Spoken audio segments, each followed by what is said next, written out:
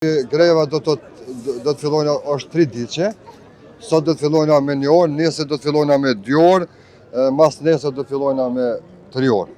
Kështu që po presim që donë me nazmete me na thirë me bisedu, qosës na me bisedu, natë prende do të ullet këshilli grevist, edhe do të vendosëm me tutje, besoj që qosës kanë do një marrëveshje, do të vi këtë distriktin Prishtinë. Do të thonë cila është kërkesa juaj nderuar? Kërkesa jonë është për rritje të pagave.